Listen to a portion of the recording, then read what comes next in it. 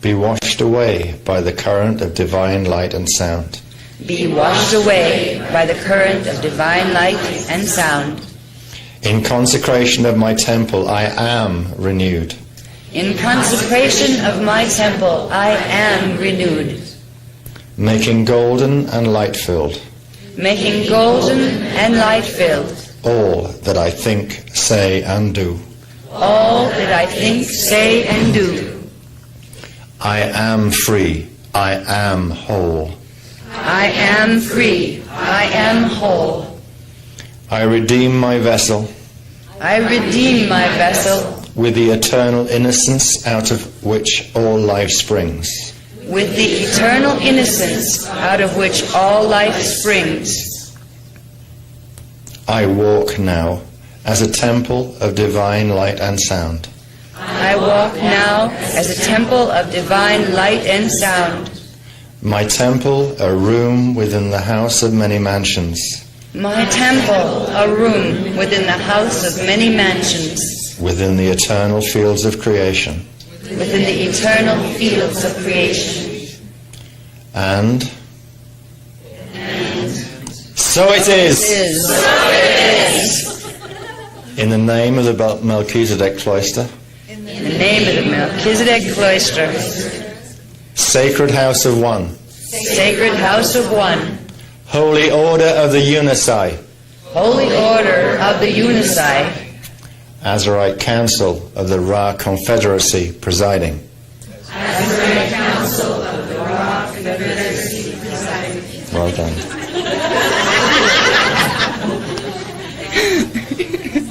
Transmission time. Yes. Just so you know, the word Unisai refers to the point of all union, which is another word for source. That was the ancient word before the word God came into play. It means the same thing.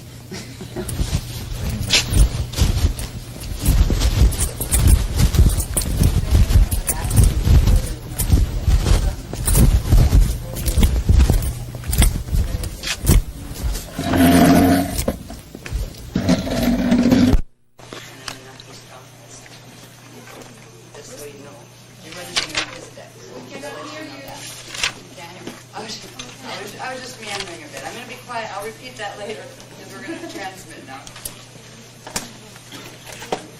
Just try to close your eyes and breathe slowly. Just try to feel the frequency. It's very gentle as it moves through the room. And just be open to receive only that which your Christos self desires you to receive.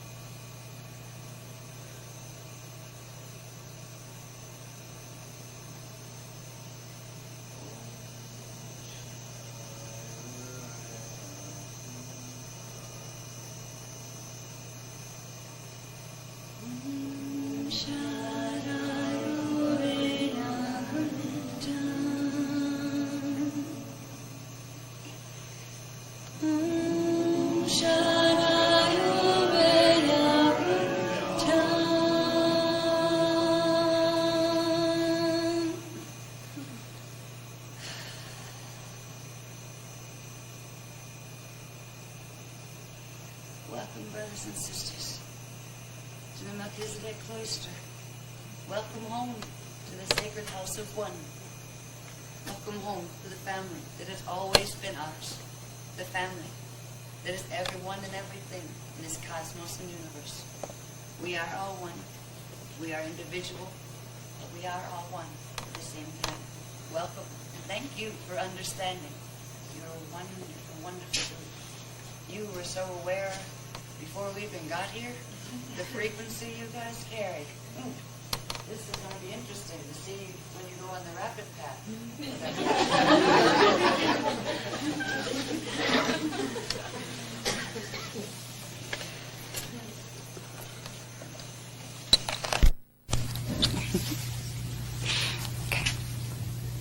Okay. Just turn off the bottom. Last switch.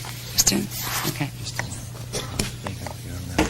Okay. Are you going to help me with flippers? Okay.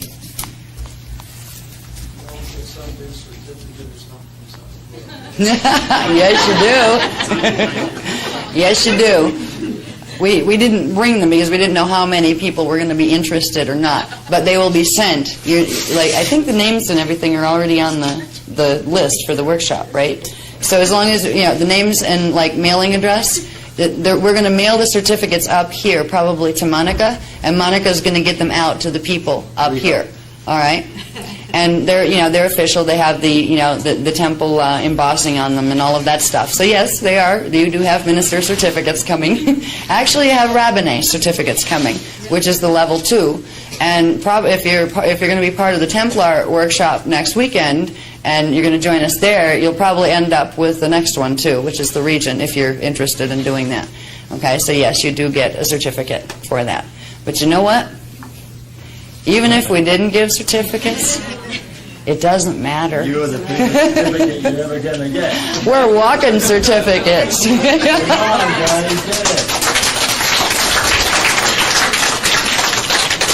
But we do respect the laws of the land, and that is a protocol that is very appreciated usually here. So we do comply with that in order to allow the 3D mind to be comforted by the fact that it has validation, an external symbol of the validation of the experience it just had.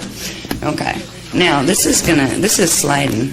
I don't know if it's the magic of Merkaba, because many of us have studied a bit of Merkaba, but usually don't have a huge idea of what exactly that means anyway.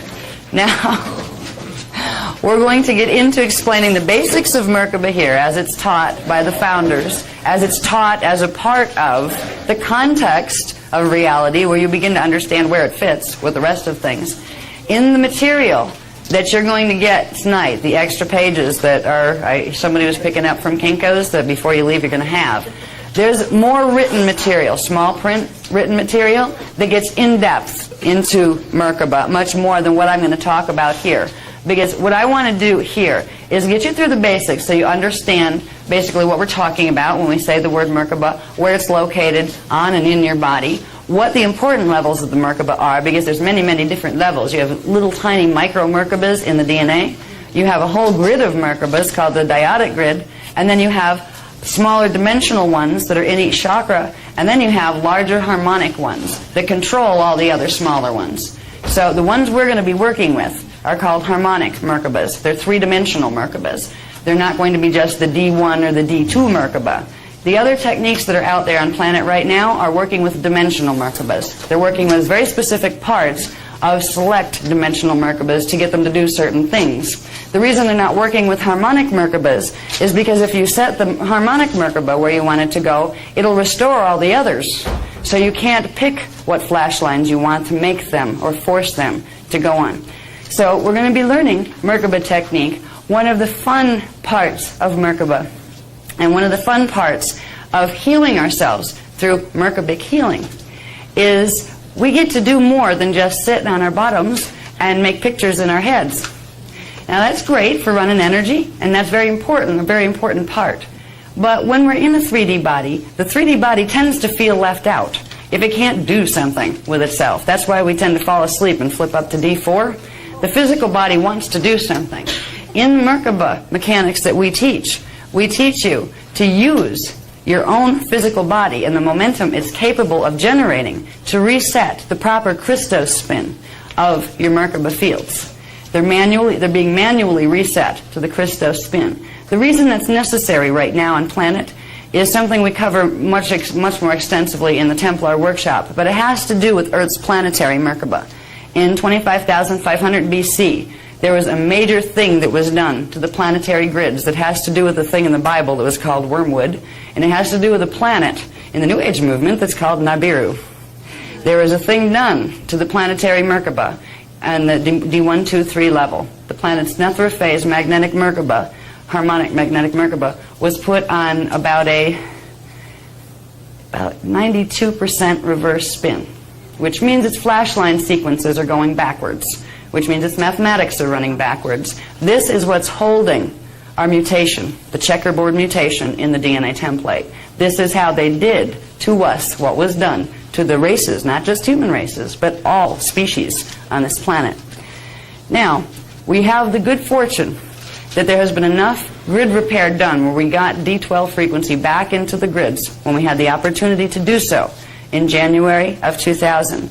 That was a time when we could do this because it was called, it's a time in a stellar activation cycle, which is a word for a Stargate opening cycle, when something occurs that's called grounding of the stellar bridge, which is a set of Merkabas that come down from density 5, literally spiraling frequency down, forming a bridge of Merkabas, which is a bridge of frequency, a pillar of frequency, that comes down and it intersects with Earth through the galactic template, then through the solar shields and template, and then through into Earth. Because there was enough work done by the founders' races and the guardian races in higher dimensional fields, we were able to anchor for the first time in over 200,000 years the D12 frequency. This is what gives us the power now, that if we know our mechanics and know what to do with our bodies, we can progressively amplify how much frequency, D12 frequency, Earth brings in to heal herself.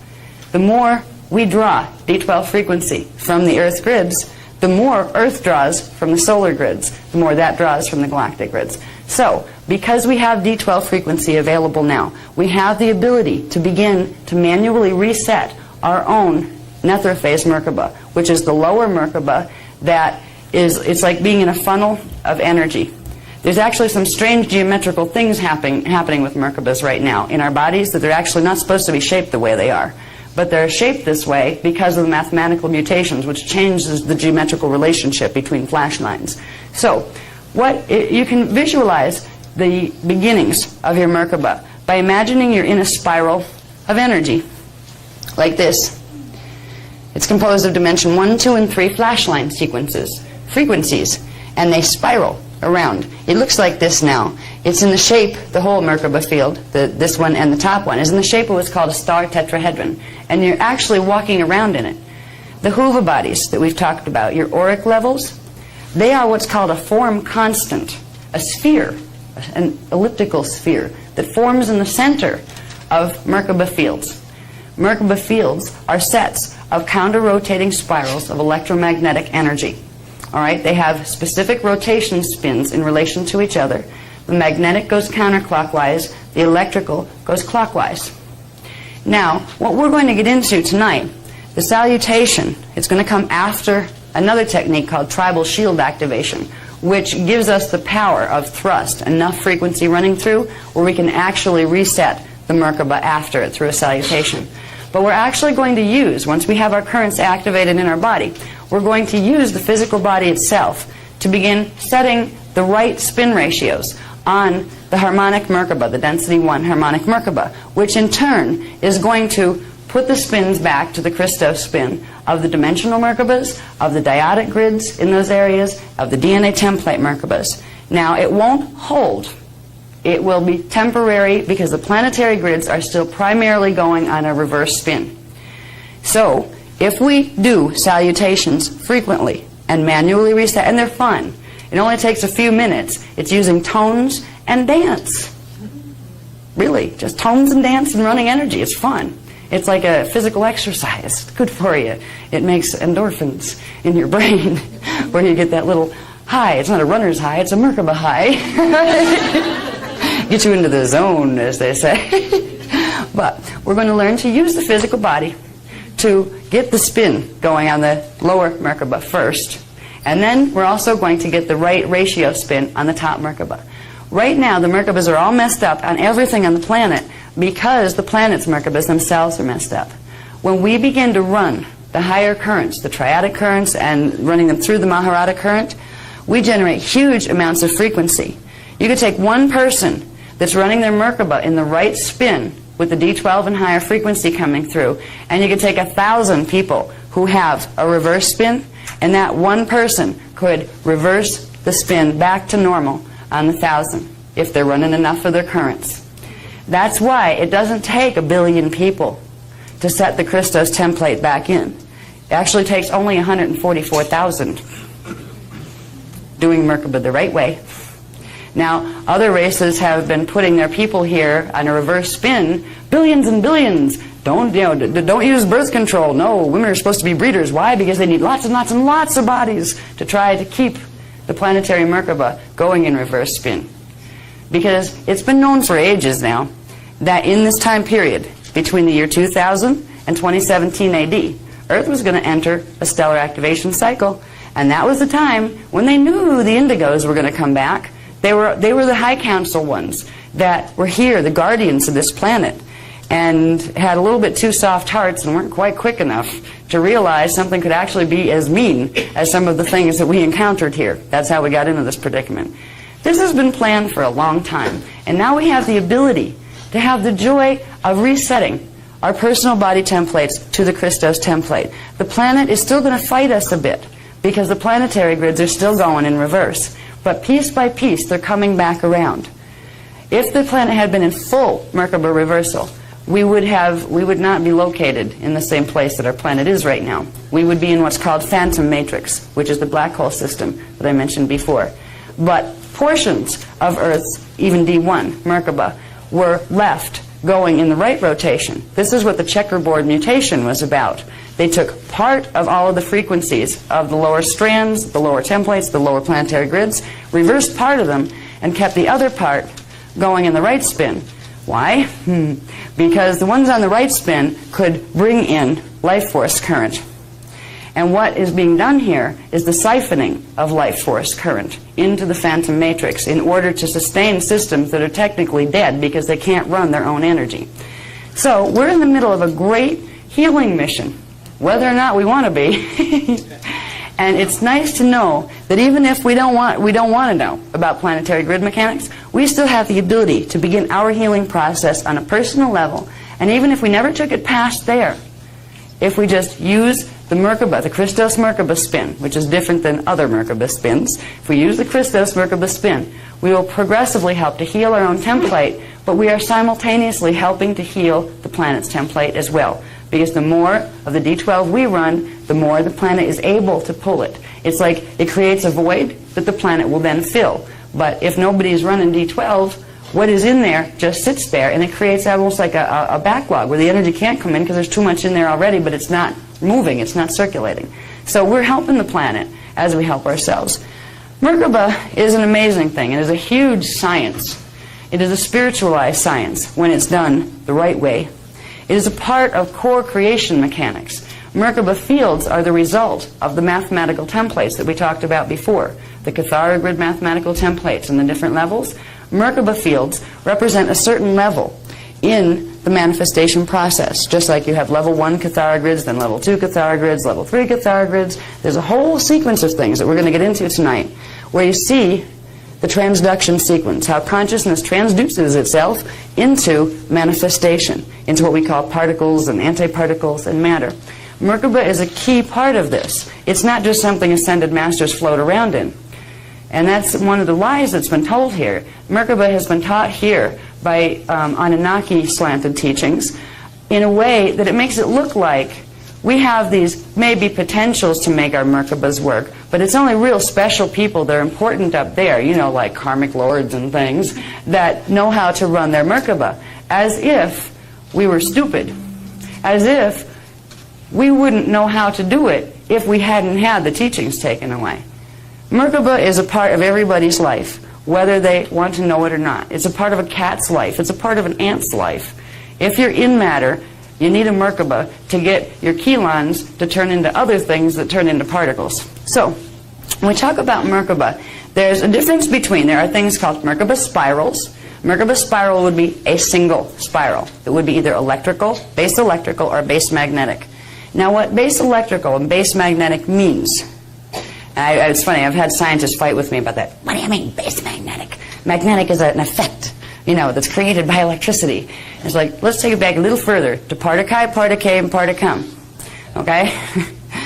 A base magnetic Merkaba field is the Merkaba field that's composed primarily of part of cum units. A base electrical is one composed primarily of part of k units. Now, those two fields together represent a particle and antiparticle field. The magnetic one is the particle field. It has its counterpart in the electrical one, which is the antiparticle field.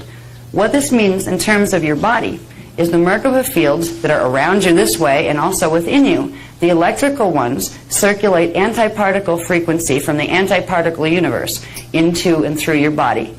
And the magnetic one draws particle universe up from this Earth grid and brings it into the body. What they're supposed to do when they meet in the middle is combine particle and antiparticle and progressively over a sequence or flash line of time transmute those particles up to the next density level. But when you block any of those frequencies and any of those Merkabas or get them running on a rotation that's not in the divine blueprint, they can't transmute. Their particles bump into each other because they're not working the proper way. You can't bring particle and antiparticle together. So what you get are progressive influx of density. You end up accreting more particles because Merkabas accrete energy. They pull it in to the body. They actually pull it in and through the body and send it out the other direction. Okay, your magnetic Merkaba that comes up from the bottom, spirals counterclockwise, pulls energy up from the Earth grids, pulls it up through your body, feeds your life force currents in, and keeps going and feeds it up through into the universal grids. The electrical one spirals down clockwise, spirals through you, feeds energy into your system, keeping you alive and functioning and conscious, and keeps going and puts energy into Earth's grids.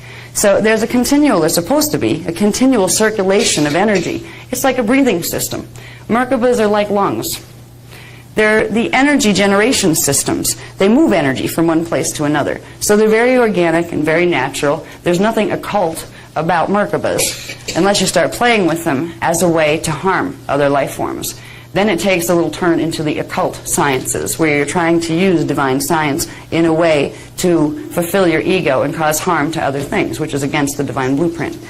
Now, Merkabas are interesting. We have Merkaba spirals, which would be the single ones. Then we have something called Merkaba fields. A Merkaba field is a set of two spirals. They work like black and white holes, like a set of black and white holes, just like chakras. Now, if you remember chakras, how they look like little bow ties, two little spirals of energy with a little knot in the middle. If you release that knot and move those two spirals of energy together, guess what you get? A Merkaba, right? If you take the two little bow tie ends, which are, spiraling circulations of energy, take the little knot out of the middle, which is the crystal seal, they move together and they form a Merkaba field. A Merkaba can be looked at in two-dimensional terms as a six-pointed star. But when its actuality in three-dimensional terms it's a star tetrahedron shape, which is two tetrahedrons, one up and one down. Now, with Merkaba, we have Merkaba spirals, Merkaba fields, and then something else called a Merkaba vehicle. Now, the Merkaba vehicle is what you can move through portals with. That's the thing that if you can make your body do it, you can move between flashline sequences. You can move and change your angular rotation of particle spin and pop up in different flash lines of time.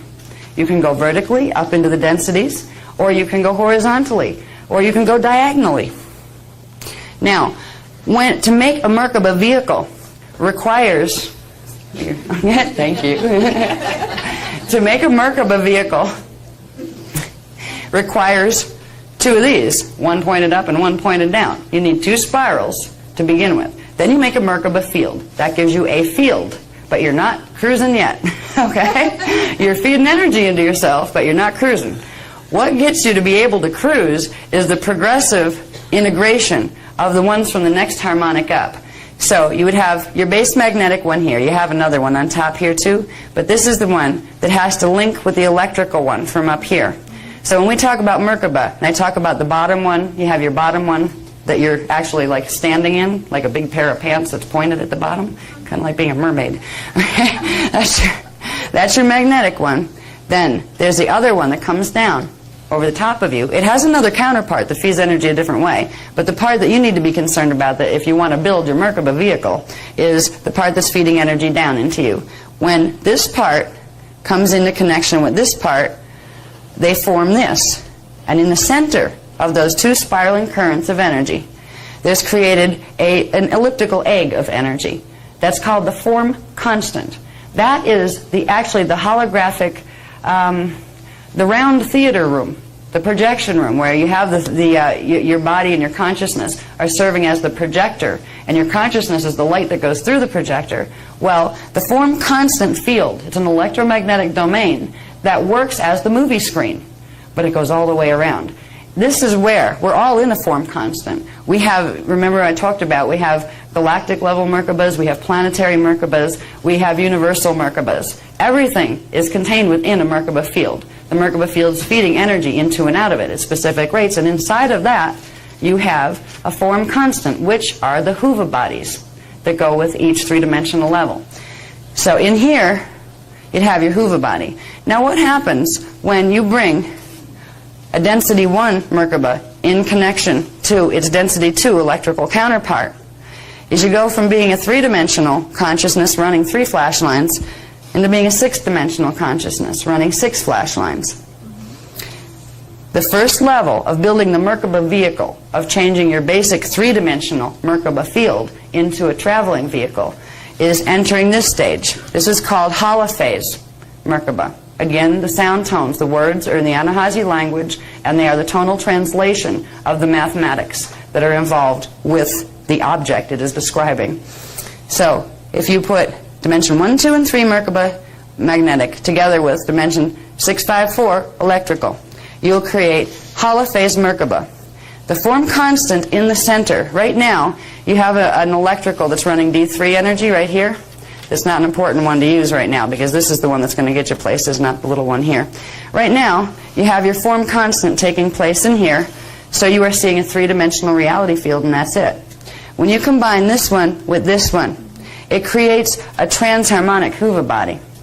It makes the form constant shift up to this space. This space here between dimension 3 and 4 is a magnetic repulsion zone. It's the zone that's between, on the planetary and galactic level, between the density levels. There's literally that magnetic push-away effect because of the magnetic charge, the electrical charge.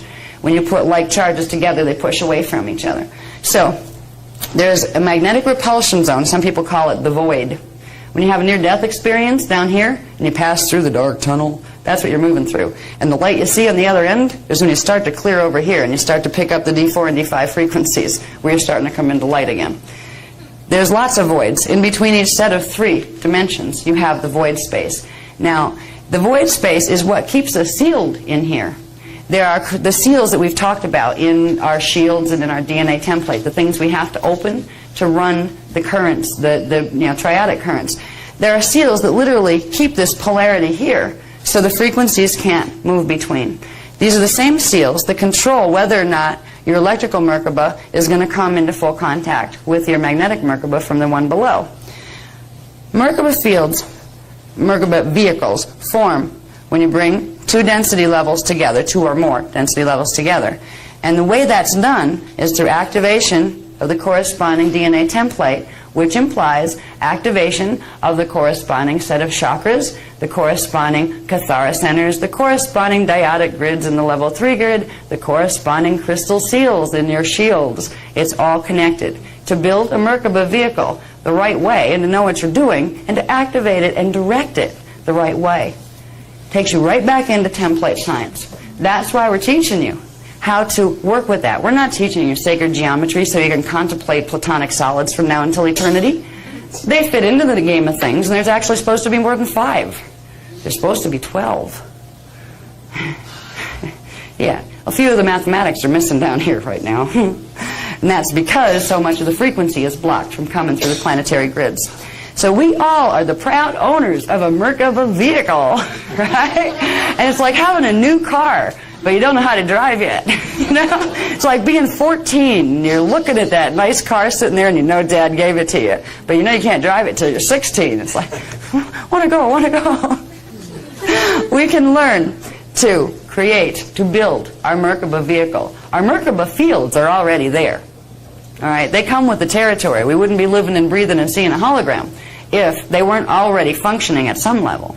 We have a problem with our Merkabas. Right now, if we don't do anything with our bodies to begin resetting the divine blueprint, we have our bottom one going on an electrical spin. This is where if you've taken any of the other popular courses out there, they will teach you that the bottom one is the electrical Merkaba, and it's supposed to spin clockwise. It's the male. No, it isn't. That's the female Merkaba. The one on the bottom is the magnetic one that's supposed to draw energy up from the planetary grids. It is supposed to spin counterclockwise, not clockwise. They are teaching reverse Merkaba mechanics out there. Quite a few different people are doing that right now. The people themselves aren't doing it on purpose. They're doing it because they've been channeling somebody called Thoth. Thoth.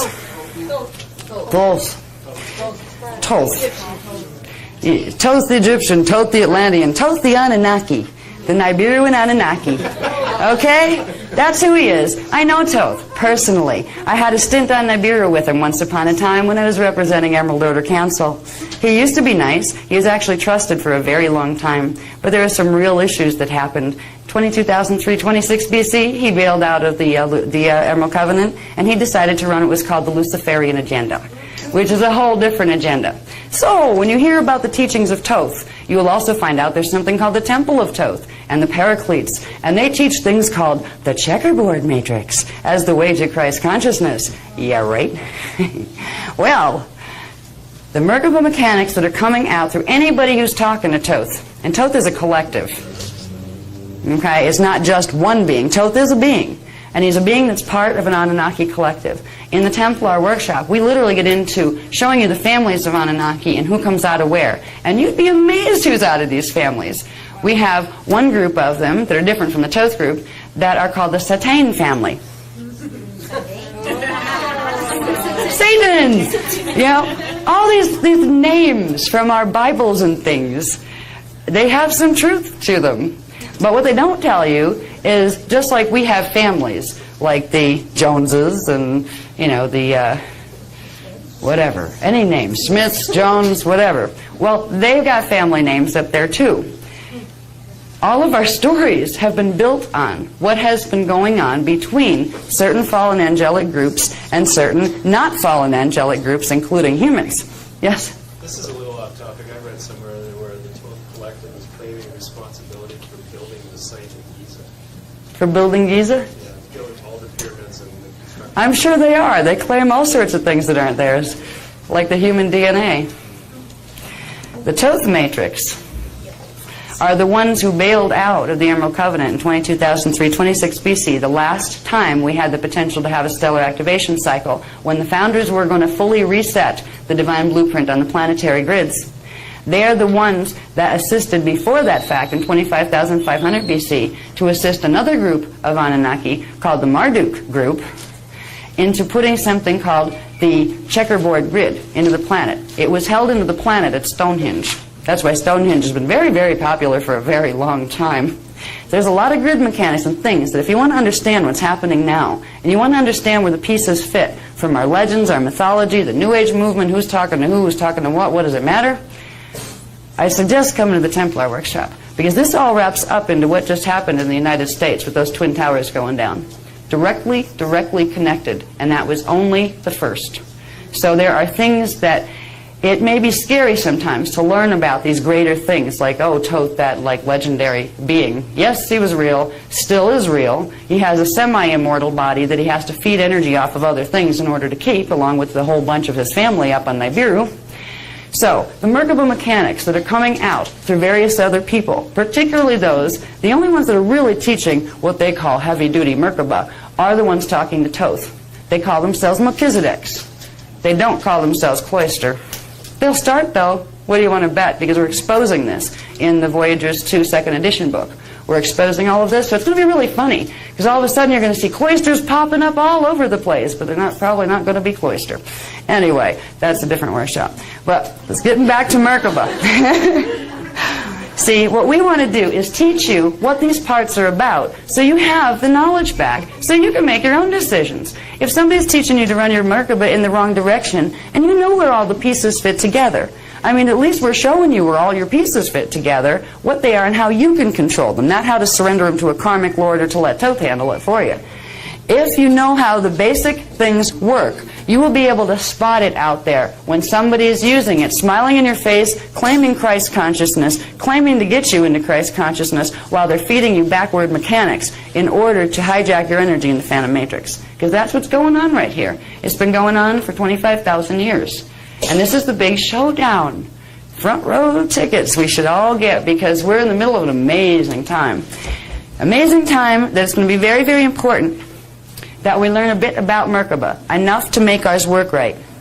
Because there are things happening with the stargates alone that even if there was not a fallen angelic anywhere in this time matrix, there are things happening with the stargates right now and with the planetary grids that alone is going to require that if we want to stay healthy, happy, and having our reality field stay stable and not turning to liquid before our eyes or blowing up into flame vapor, we are going to need our Merkaba vehicles. We're going into a space-time where flash lines from various different time frames are going to intersect, not just in our bodies, not just in our DNA. They're doing it in our bodies and in our DNA because they're doing it in the planetary grids. This is why this was the time when so many end-time prophecies were focused on. You had Hopi Indians talking about it, you had Egyptians talking about it, you had the Mayan calendar trying to show you when it was going to be. They all knew this was a stellar activation cycle period. And they all also knew that as long as the grid mutations in the planetary grids were as bad as they were and this stellar activation cycle commenced, there was going to be big trouble. The place was going to roll. It was going to go in pole shift. What the Guardian races are doing here and why the Indigos are here now is to prevent that from happening. Why we are teaching Merkaba mechanics first on the personal level so you get your own fields straightened out and you can create your own stability and safety with it, because they're the guys that are going to be able to prevent what otherwise would be a very unpleasant way to leave Density 1. Because there's a big drama going down that we talk about in the Templar workshop. This is a battle. There's a battle happening right now in the astral fields that's slowly working its way down into our political arena here. This battle has been foretold, and I knew it was going to happen since 22,326 BC, because it ended in a stalemate then. The stellar activation cycle was stopped then. So what was trying to be accomplished by both sides then got put in suspension until the next stellar activation cycle. We're here! So, the first thing we do is learn how to reverse mutate our DNA. Why DNA is so important? Because while your DNA is mutated, you cannot build a Merkaba vehicle. It will block the frequencies, because what you need to get this Merkaba to connect with this one up here, this field to connect with this one, you need, remember the 12 subharmonics in each level? Well, you need all of those to activate in your DNA, in your Kathara grids, and all the other levels in between. Now, right now, the planetary grids are blocked to the point where we have 1 to 4 out of 12 subharmonics operating on these three, and it affects part of this one as well. That means you can run frequency here, but you can't hear. You can run it here, but you can't hear. You can run it here, but you can't hear. It means there's holes in the Merkaba fields where there's supposed to be a very specific set of flash lines that when they run all together allow the Merkaba to pick up a certain level of speed that is required to make an electromagnetic link to the other one. You can't pick up that speed with the DNA template mutations because they are literally taking flash lines out of the spinning Merkaba spirals. So we can begin to fix this. We can begin to use the Merkaba itself to fix itself and our DNA. This is what we're going to be doing when we work with the exercise that's in your books called the salutation. And it's fun because we literally spin. We get up and spin, and it's really funny because if you spin too fast when you first start, you fall down. I had a couple people do that, and then I realized we better teach them the dancer trick where you stare at your thumb first until you get used to it, where you don't get vertigo and crash. You know, because it's kind of scary, and then your fields go, bah, and they flip all over the place for a while until you pick yourself back up, no matter what I do. Yeah. Now, spinning isn't the only thing that's going to help your Merkaba get back together. You can spin all you want, but if you don't do some other stuff while you're spinning, you're just going to be spinning. You're not going to be doing anything useful. There are sound tones that go specifically with the DNA template, with certain parts of the DNA template. We are going to be using sound tones that go with something called the tribal shield.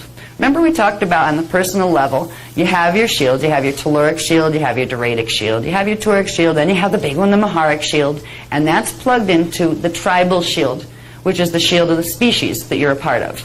All animals have it, all plants have it. It's where you connect to the species you're a part of, and from there you connect to the planet. All right? There are sound tones in the tribal shield. There are 12 primary sound sequences. They were the names of the original 12 tribes of humans, the 144,000 beings who were put here to run the Templar.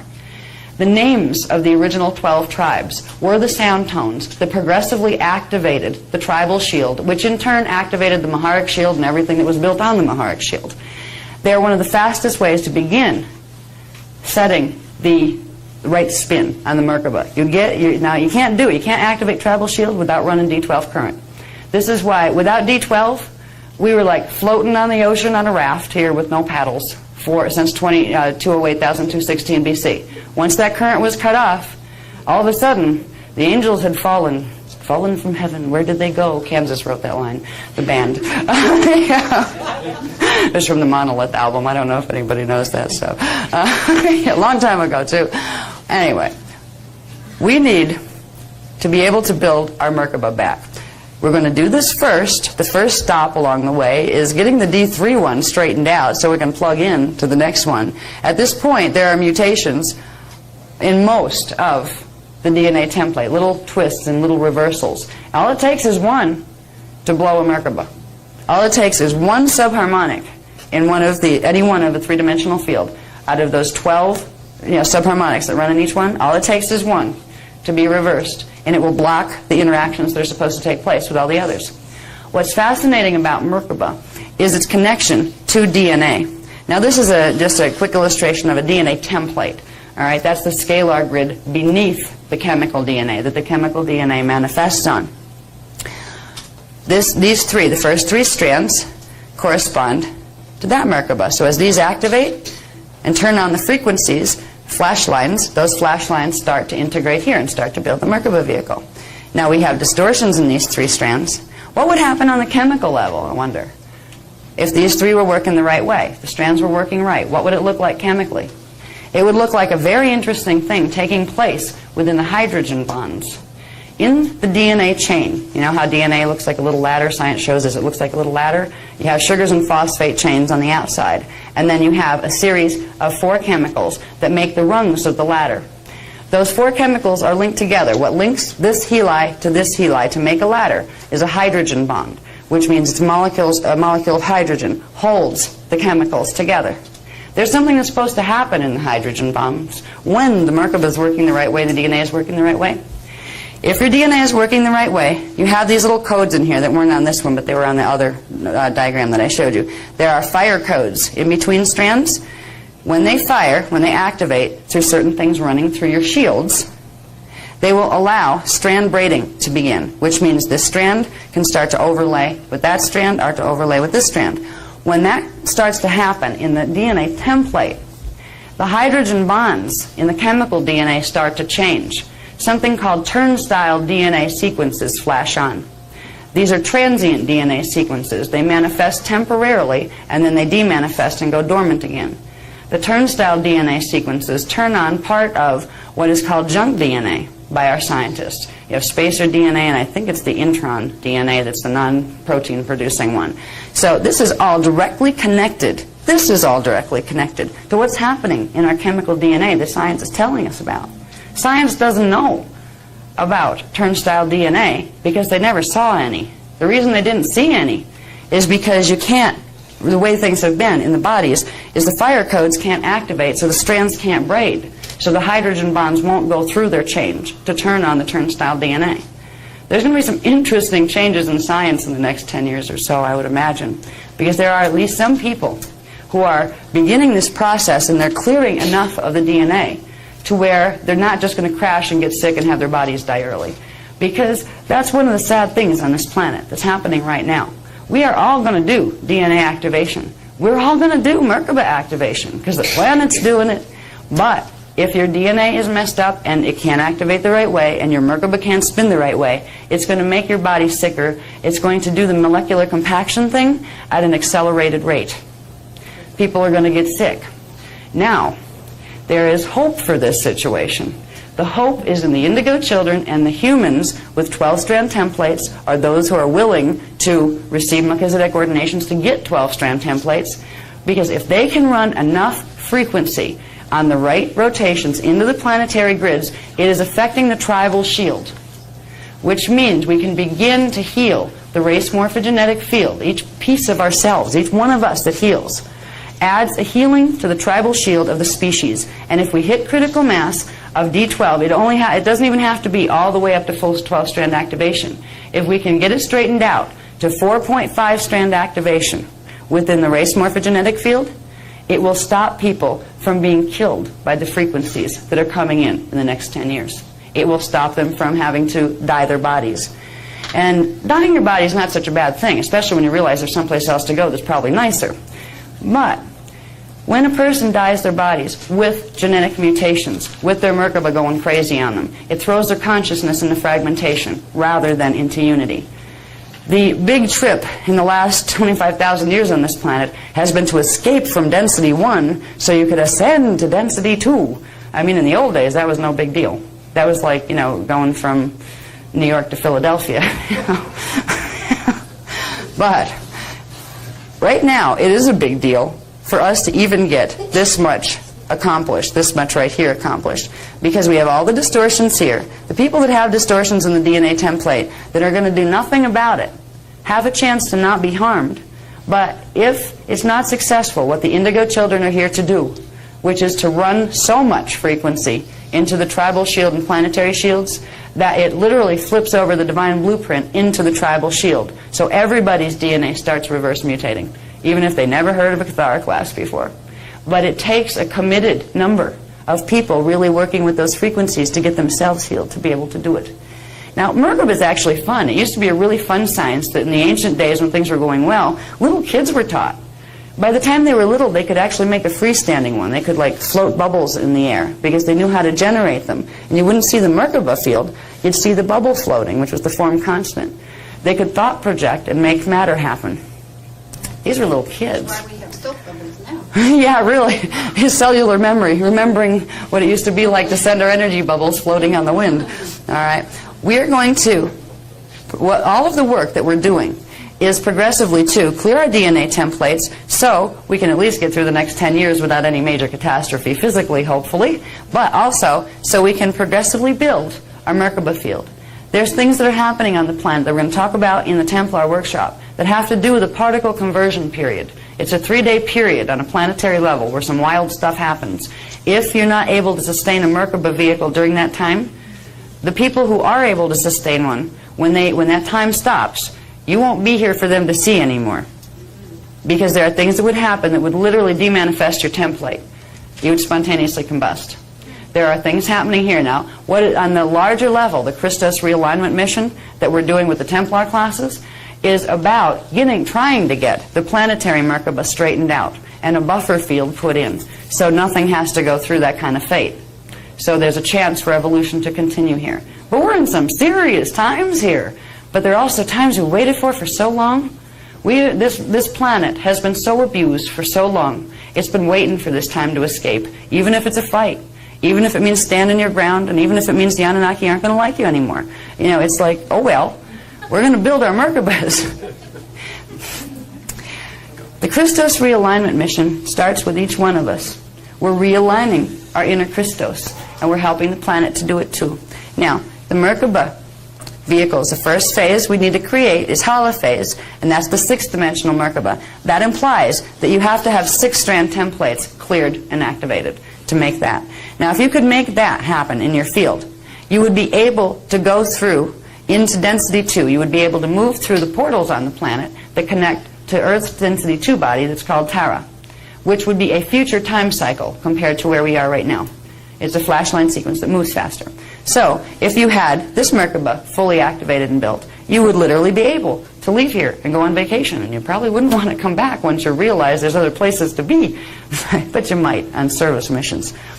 Now, if you wanted to go up to Gaia in density 3, you'd have to add more frequency, and you'd have to pick up the speed of this Merkaba, and that would happen by bringing in another part. This is a you have this one from here, you have this one from here, and then you have the other one here coming down. So it actually looks like a Merkaba with feet, or a Merkaba sitting on a little display stand.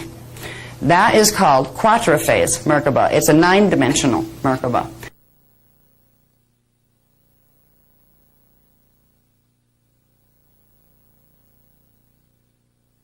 Days, like more sophisticated detail work on Merkaba. The most important thing is, what that I want to teach you right now is so you know what it is, you know what it corresponds to, you realize its place within the greater sequence of things that have to do with manifestation here, that have to do with your Kathara grids and your chakras and all the other things, including where you might be in 5 years or 10 years. Okay? Now, let's see. I'm going to move from there. Okay. I'm going to go... The first piece of this one? No, I don't think so. Where are we with this? I don't want to do this. No, it's the end of the old. Okay, yeah, I need to come back here to the beginning of this. This is the new material. So what do you I want to go back to the beginning of this. I'm going to go through this stuff fast so we can get to the codes, but... There, okay. What's this? Don't need that. Okay. What does that say? Is that currents? All right, yeah, we'll start with that one. Okay, now, we're going to learn first, very quickly, we're going to just go over what we really already learned about primal life force currents. Now, these are the things, all these energies we're talking about moving all over the place, these are those, okay? These are the things Merkaba fields and dimensions and your consciousness and all sorts of things are created out of. Primal life force currents. All right, page. This is the 214. 214. That's in the Kathara 2 introduction in the back. That would be after Kathara 1 end. Okay. Again, we have our good old 15-dimensional time matrix diagram. This diagram is wonderful. There's so much information you can learn that gets plugged into here. It's really great. All right, so we have harmonic universe 1, 2, 3, 4, 5, dimensions 1 through 15. Okay? Primal life force currents. You know that pillar, that Shaddai Ur pillar that I told you about before, the pillar of first cause light. That's the one that starts up here, sound to light. Then it goes down into pre-matter, into the Christos liquid light field. Then it comes down into the etheric matter, to the semi-etheric matter, into the physical matter. This is a current of frequency of consciousness that circulates continually through the structures of the time matrix. It doesn't just circulate through them, it actually manifests as them. So the scalar waves aren't something that exist over here and the consciousness moves through them. The consciousness actually takes on the form of these structures. The primal life force currents take on the form of the structures everywhere from partikai, particate, and particum all the way up to the matter particles and everything in between. When we're working with Merkaba and building a Merkaba vehicle, we are progressively assimilating this pillar. If you get to the point where you have holophase Merkaba, it's a 6-dimensional Merkaba. It means you've built this pillar. And remember from our running of the currents, what current is that? Anybody remember? Telluric. Yeah. Density 1 telluric current. What's this one? Yeah, you remember that. I'm glad, because that's the one we activated, so I figured at least we should remember that, right? So, in order to make a 6-dimensional Merkaba vehicle, a holophase Merkaba, you have to have fully activated diuretic current. You have to have diuretic phase 1, 2, and 3 fully activated. You see how all these pieces fit together? Okay? It's a very, very lovely pattern. Like whoever designed this, God, was very smart and like really had an economy of energy and a simplicity. The most complex structures could be created on a very simple structure of mathematics. And that's what we're seeing here. We're seeing how the parts fit together. And the phenomenal part is, part of this, these currents here, are our consciousness. That's the stuff that looks out and says, like, we can look in the mirror and see ourselves. And it's the part that's seeing the self that is the consciousness stream, the stream of consciousness, the stream of consciousness. But the stream of consciousness just doesn't nestle down in your brain as if it were a vehicle borrowed from someplace. It comes down and expresses itself as all the forms that we see. Okay. Go on to the next one, please, love. Yeah. This one's fun. Okay. Now, oh, you know what? Put that other one back for 1 minute, please, honey. Thank you. I just want to point out something here because it goes right with the next diagram. These guys up here, okay, these currents, this primal sound field, right? These are primal light field. Primal light field are called Key-Richet currents. They're the primal light field currents. They're the ones where the standing scalar waves are just all standing on all the time like somebody left the power on. And back here in the primal sound fields, they're the vibration units, the ones that are actually turned off but they vibrate inside. They're called the Kundera primal sound fields. Now, in order to get, these are the most powerful frequencies. If you're going to run frequency, these are the ones that can make or break universes. They're the ones right next to source. Source is the expansion level out here. Now, the diagram you're going to see next is showing you where these three currents come down into your Kathara grid. Once they become activated in your tribal shield. Now, if your tribal shield, that's different from your Maharic shield. Remember, you have your D12 Maharic shield. But then you have the tribal shield that plugs you into the Maharic shield of the whole species that you're a part of. That tribal shield can run a lot more frequency than your own smaller Maharic shield can. When you activate the tribal shield, something called flame codes in the tribal shield, it allows you to begin running these frequencies up here through the body. These are also called the trion field frequencies. As we move into the end of tonight, when we get into the Vecca codes, we're going to have 2 new words, actually 4 new words. So the 2 important ones are trion and miage. And they refer to, these are called the trion fields because the units that they're made out of, which are electrostatic, base electric, which would be part of K units, scalar waves, they are called trions, and the particles here are called meons. M-E-A-J-H-O-N-S. It's like where they get the J-H, I don't know. But that's how it's spelled. Anyway, so these currents here, these are like the primo currents.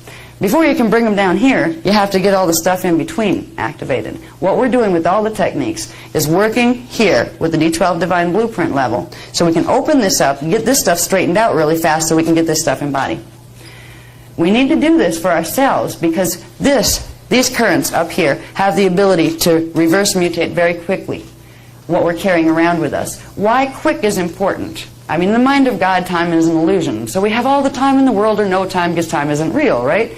There's a lot of philosophies that will take you there, and in one sense that's very true. However, when you're in a linear time cycle in one flashline sequence that does have a matter density level and it's in the middle of a stellar activation cycle, and people are going into a stellar activation cycle with DNA that's chopped up like it's been through a meat grinder, there's going to be some real holographic problems on your hands. So there is a need for expediency.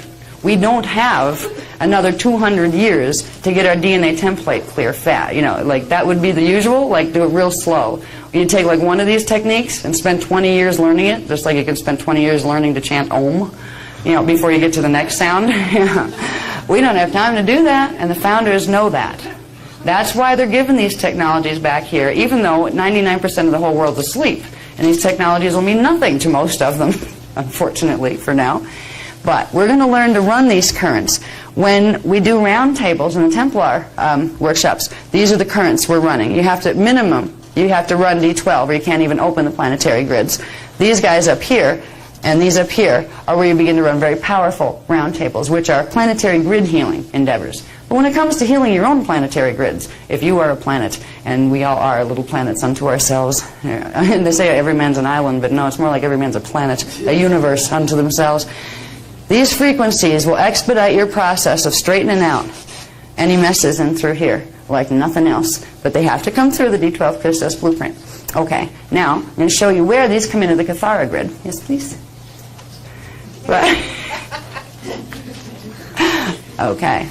Remember our good old friendly Kathara grid, that thing that exists inside of us that we never knew we had? Okay. This is page 215. At least I'm learning to ask to say a question. 215. 215. All right. The embodied Kathara grid. This is the pattern that those primal light field frequencies come down. You'll see some people playing with these. Some people use this as well, a version of this as the logo. There's a breed of beings in the universe called the Flame Keepers. They are the ones that hold the potential and keep it alive in every species that had it to begin with, the ability to run the primal light field currents, the flames. They're called keepers of the flame.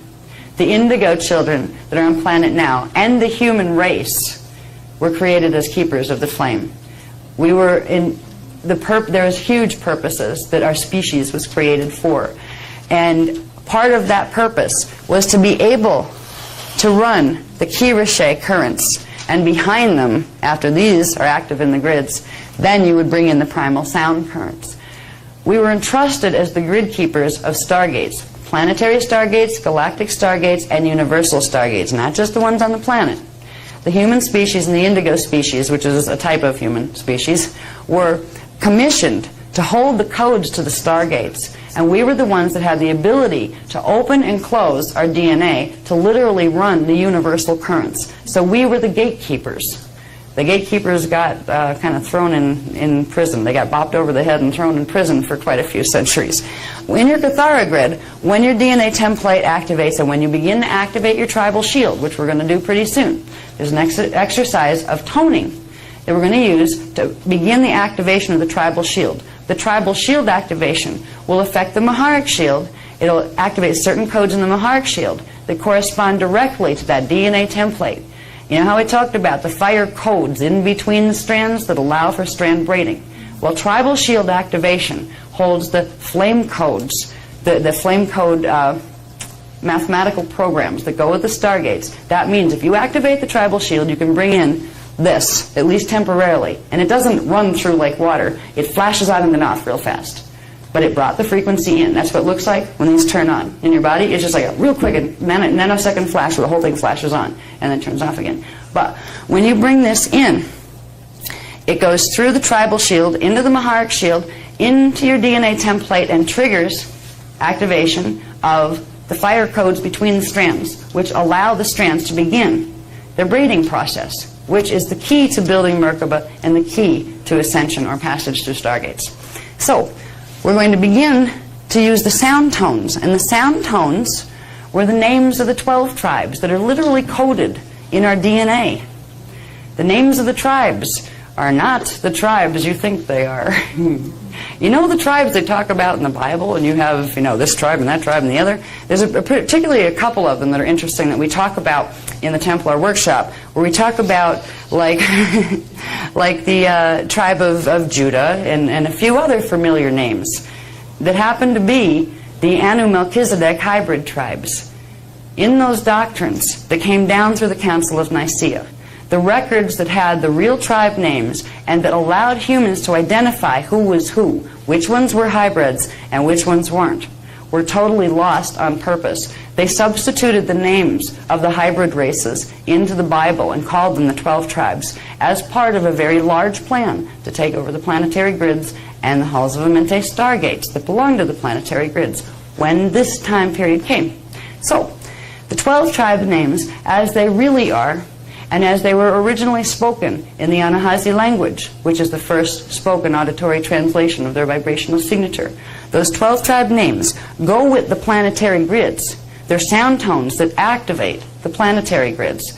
And they activate the tribal shield, and they activate the flame codes in the DNA, which means they begin to bring in the primal light fields into the DNA.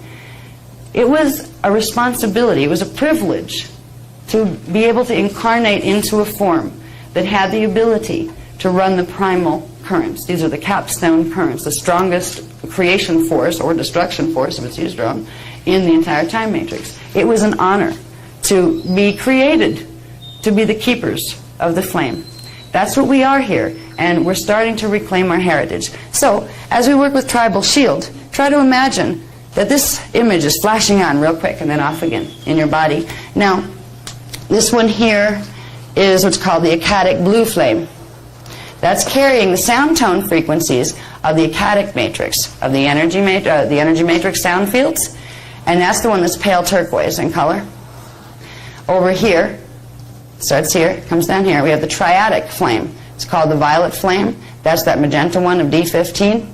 That carries the frequencies of the triadic level of the energy matrix, which is the first level of the primal sound fields connected to the light fields. So it's a third expansion away from source. This is where the current comes down. This is the Kathara centers, literally in your body. This thing comes down through your body. It flashes on through your body. And then down the center pillar is the pale gold flame.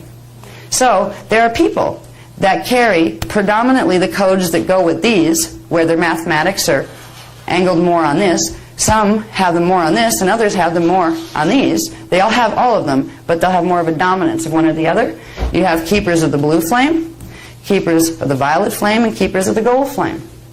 Keepers of the blue flame, which is the turquoise flame, they are the consciousness, the ascendant masters levels from the Akkadic matrix. All right, the first expansion from source. And they are also the rishi that belong with D13, the D13 rishi. They're called the Emerald Order. That's where the Emerald Covenant, Christos agreement, comes from. The ones over here correspond with the ascendant masters levels in the triadic matrix of the sound fields. That's the third expansion away from source. So it came into the blue flame expansion, then the gold flame expansion, then into the violet flame expansion. But they're not flames yet. They're dormant flames. They're sound, right? They also correspond to the D15 rishi fields in the primal light fields. So these are consciousness waves. We're connected to these consciousness waves. And then there are people that have the gold flame coding, primarily gold flame coding. They are connected to the rishi collectives in D14, and they are connected to the polaric level of the sound fields. And you have keepers of the blue, gold, and violet flames that come in together as groups of guardian beings, particularly in stellar activation cycles, especially when there's problems on the planetary grids. We're going to be activating these in our body. It's going to be so fast that even nanoseconds wouldn't catch them. If you could catch nanoseconds, with film, good luck. It's going to happen so fast when you run when you run the sound tones, because if it stayed on long enough to actually have somebody be able to look at your aura and perceive it, it'd fry you in an instant. You would literally demanifest before your time.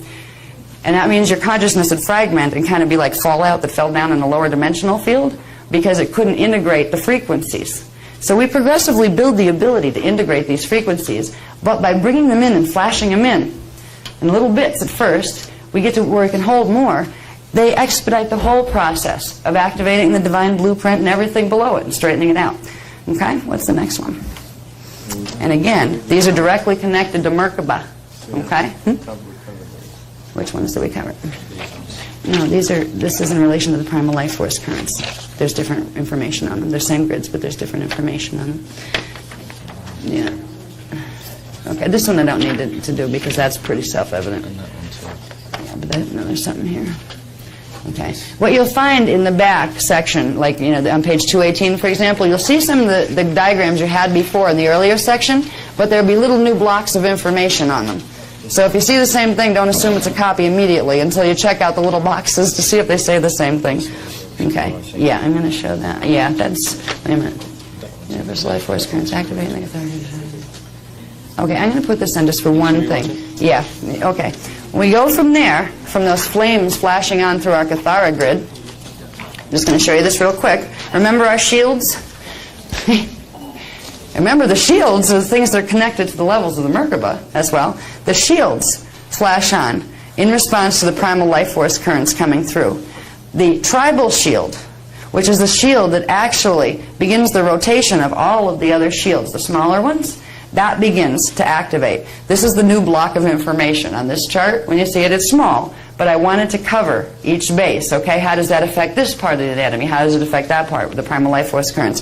This simply says, as universal life force currents activate in the Kathara grid, DNA, chakras, auric levels, and body, natural awakening of the dormant scalar shields occurs.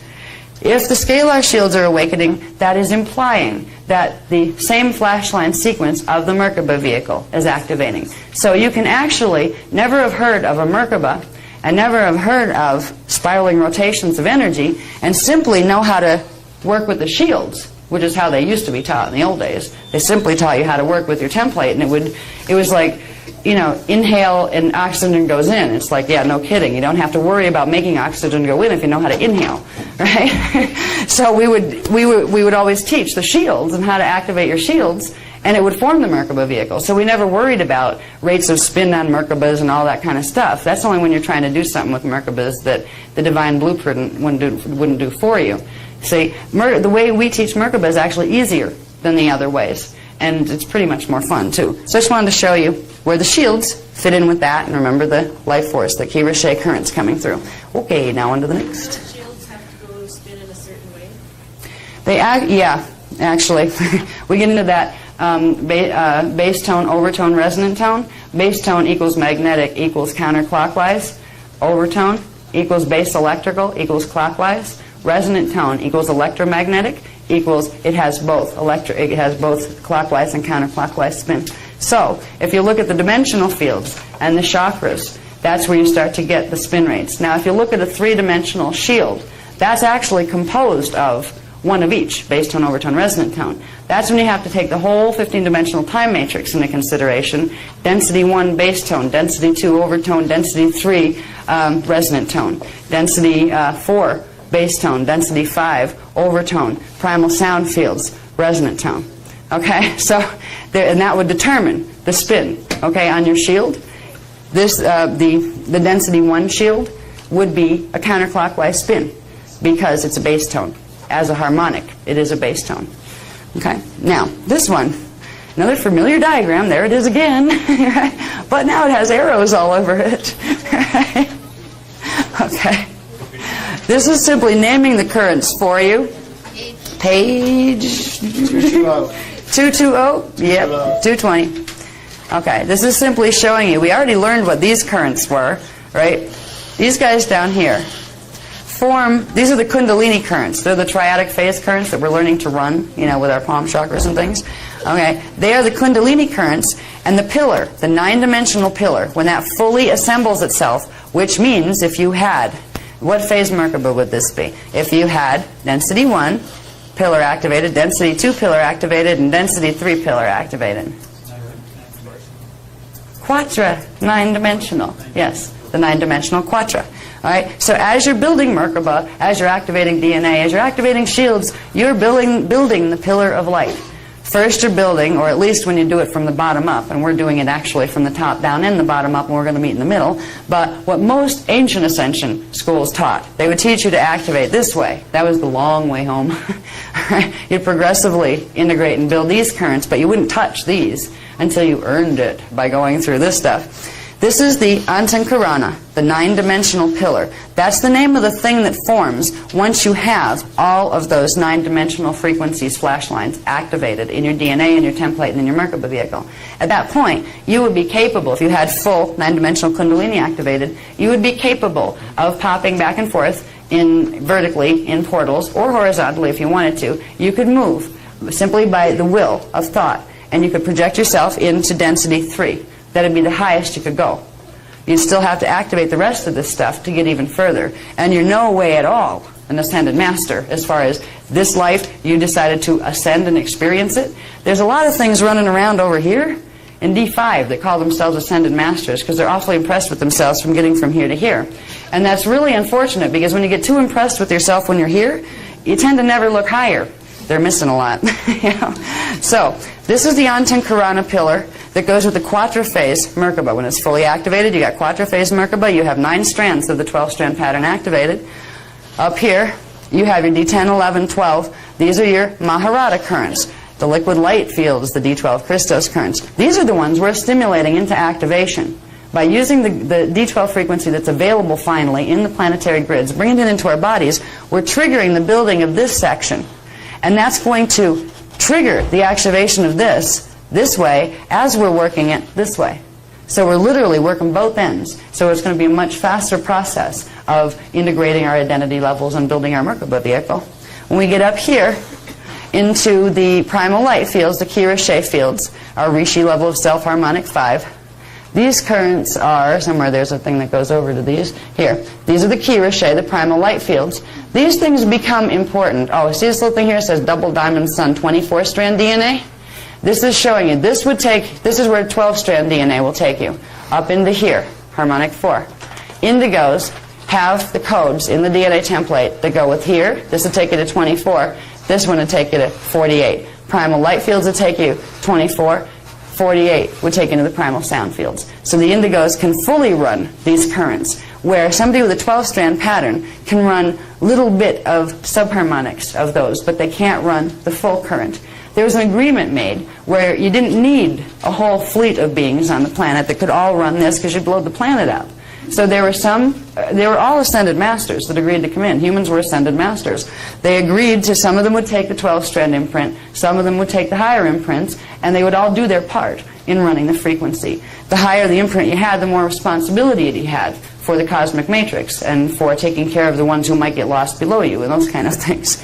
So these currents, it's important to know our currents as we go into Vecca codes. Because the Vecca codes, we're going to talk about Vecca codes in a minute, and we're going to learn some stuff that I'm still learning that has to do with the codes that go with these frequencies up here, the mathematical programs, and how to activate them directly in the DNA template, in the Kathara grid. The Vecca codes do this, but they do more. So if we understand that these are the frequencies we're working with right now, and they're going to help us rapidly build this, it helps us get an idea of what we're doing. When we're doing Merkaba, when we get to the point where we're spinning around like tops, what we're doing is progressively resetting the right spin rates here on these and here on these, so they can begin to plug into each other the right way. So we can begin to first create holophase Merkaba, which means we can begin to get strand braiding happening between our D1, 2, 3 strands and our D4, 5, 6 strands. We're on the way to soul integration, where we'll become fully embodied souls. We already thought we were, most of us. You know, we are souls, but the rest of us is up there. Yes? Is that why kids love spinning so much? Uh-huh. Yeah. That's why there's a whole bunch of things that once you start to understand what Merkaba is about and what the body systems are about, things like hula dances, they were done for a reason. The whirling dervishes type people, they were doing this for a reason, but they lost touch long ago with what the reason was. They just kept the tradition alive. Right? So when we do round tables, it's a riot. You have a very special configuration where bodies are placed in very specific areas, and they spin and they sing. And then in the old days, which we're just getting into learning for the Dance of Life program, there was something called suriyas, which were movements that directed sound. So they were very specific. The closest thing I've seen is, what's that martial arts thing called? No, not Taibo. No, not Taibo. The real graceful one, Tai Chi. All right. Tai Chi is the closest thing I've seen to the ancient suriyas, which are after you learn to use tones to activate this stuff, and you're using those, after you learn to use symbols and to run currents, then there are body movements that directly amplify and move stuff that can begin the creation process. This is where you start to actually learn how to create. That's why even now in our mythologies, where if you see a wizard, there's always really weird poof hand movements and things with wizards. You know, people that do magic usually do these like weird gestures, and they have strange things. That's like a cellular imprint coming through in fiction on what used to be. There were very specific ways to move if you wanted to direct energy very, very specifically for specific purposes. Like if you were levitating half the pyramid up the hill, and you wanted to make sure your currents were strong enough, you wouldn't just be lax and lazy about it and, like, you know, lay on your back and, you know, cross your legs and no, you would very carefully hold your whole body tension a certain way, because you knew your body was directing the energy just like a bow and arrow. So you had to be very careful if you wanted to have a good result and not like drop your pyramid on the way up the hill. You know? Okay. All righty, we can go to the next one, love. I don't think no, I'm not going to do that one right now. We don't need to do that. No, I'd like them to see this, because that is the symbol code and the configuration of the tribal shield. Okay, this thing here, I keep talking about a tribal shield. All right, this is the geometrical configuration of the tribal shield. Page 224. It is also the stand configuration that round tables are done on, where the bodies stand very specifically in these geometrical relationships to each other in order to be able to build the frequency bridges to amplify the frequencies that are running. But in terms of what we're doing tonight, we all have a connection to one of these. We have part of this in our template. Everybody that's human has a tribal shield that has the human coding. Now, other species have their own tribal shield that has different mathematical programs than humans. They would have different amounts, perhaps, of frequencies in each of these centers. Again, there are 12 centers here, and then the 13th one in the middle, which represents the whole of those rolled back into one and non-polarized. All right. This tribal shield is a template that exists in chelons in your subtle body structure. This template, after this template, you would have your Maharic shield, and then you would have your lower shields, and then it would take you into some other stuff that we'll get into pretty soon in the transduction manifestation process. You'll see where these fit between non-manifest and manifest. But the tribal shield, I'm not going to go heavily into this tonight. I just want you to see I wanted you to see the diagram. It shows where your selves are. You have 216 selves in evolutionary round 4, which is 71,000 BC up to the future, and these would be in root races. There's something called cloister races, and they have a time frame when they are on Earth now. Okay? And you have 216 selves there. This is your pattern of where your 1,728 selves are basically located in space-time. So it's encoded into your tribal shield, and that comes down through your Maharic shield into your DNA template. This is the stuff that if anybody in all these little places is having problems in their little lifetime, you're going to get a dose of it as your DNA activates. That's what the miasmic imprint is that we talked about. So this stuff is worth reading. There's some more information on it, and there's more of this someplace. Is that in Voyagers? I think there's more information on this. It got put in Voyagers Volume 2, 2nd edition, the one that just came out again.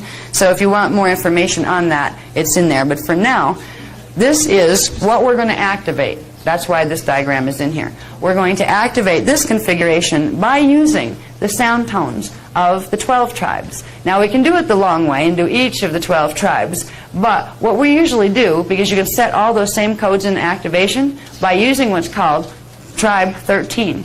Tribe 13 is Tribe 1 plus... Right! 12! Real simple. This stuff is just so hard, isn't it? You know? Yeah, actually, it can be. But we're going to use they're called sacred sons, P-S-O-N-N-S. They are the mathematical translations in sound that go with the templates that activate the tribal shield. So we're going to, you can put those up now, buddy, thanks.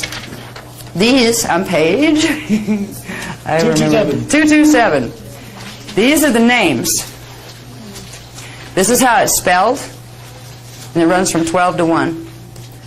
All right.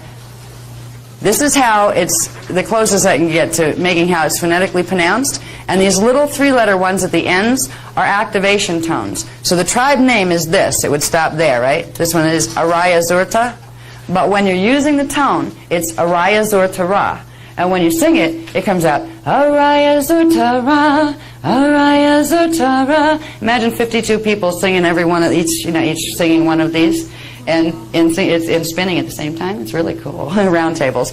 Now, that's Tribe 12. Tribe 1 is Izutu Ishu with the activation code at the end of Izutu Ishu It's Izutu Ishu So you oscillate between them. Araya Zutara, Izutu Ishu Araya Zutara, Izutu Ishu After a while, you can fluctuate. You'll feel it wanting to move through you. It'll stay in the same tone areas, and there's actually whole bunches of different tones that they haven't even given us yet, as far as how you use those phonetic sounds in all sorts of different melody combinations. When we get going in round tables, it's great, because you start out with everybody singing at the same level, but then some people get motivated to go into the overtones, and they'll go into you, Araya Zutara, and then the others will go, Araya Zutara. Sounds like a chorus. It's beautiful. And meanwhile, all these tones are activating the codes in the shields and the DNA template through the tribal shield.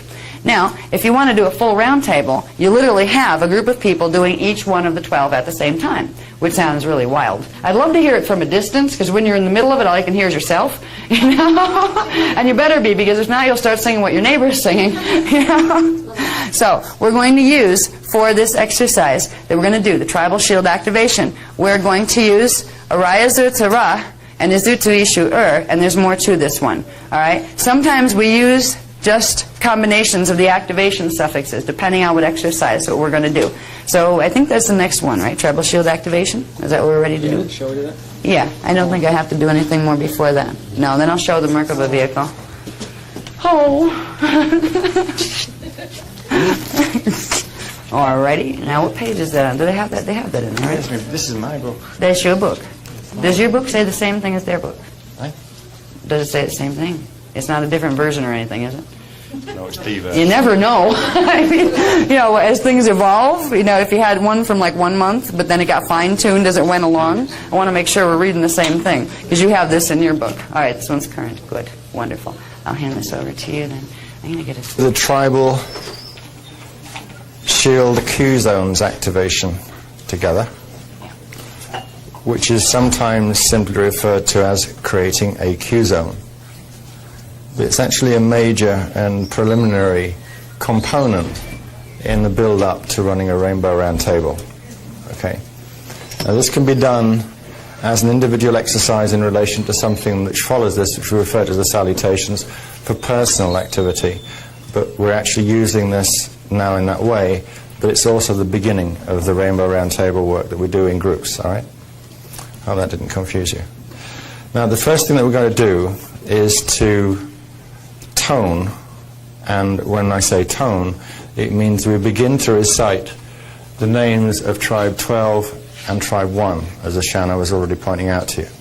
And we just use the tribe name as she sounded them for you. Araya Zotora, Aisu Tu Ishua. And what you do, you begin toning. You get used to the feeling of it, okay? You know, we're not singing a new song by a famous band. What we're doing is we're forming a personal relationship with energy. And you feel it in terms of the way that that tribe name feels to you, regardless of what anyone sitting next to you is doing. You get closer and closer and closer to feeling it. You won't get it the first time you do it necessarily. But as you begin to do it, I ask you to begin the toning and to begin to develop the feeling. And as you do that, I'll ask you to increase the frequency, the rate that you're toning. And I encourage you to move with the tone. All right, to make your own variation, to make your own sound in relation to it, until we build pitch and frequency. That's basically how this works. Now, I will ask you to do that for a period of time, for like 2 or 3 minutes, until I can feel what you're doing with the energy. All right, when you've got it to the point of its purpose for this gathering, then I'll bring you down slowly. All right, and don't just drop it. You don't drop something sacred like this. You just stop. You come down slowly and gracefully, respecting the divinity of you and your relationship with it. The next stage is, I will actually, I have them, but I can't remember right now what they are, but we will use 3 of the master songs, okay? And we will tone those for a while. So when you come off the tribal names and you come to a gentle, graceful halt, then I will start you on toning just 3 of the suffixes or the songs, okay? And we'll do that for a period of time. Now at the end of that, I will bring you down to a slow and gentle stop again. And then I will say to you, allow your own Christos song to emerge. And you will allow whatever tone that is wanting to move through you and come out of your mouth. Soul sound. As uninhibitedly as you can manage to do. Okay? And just let it go.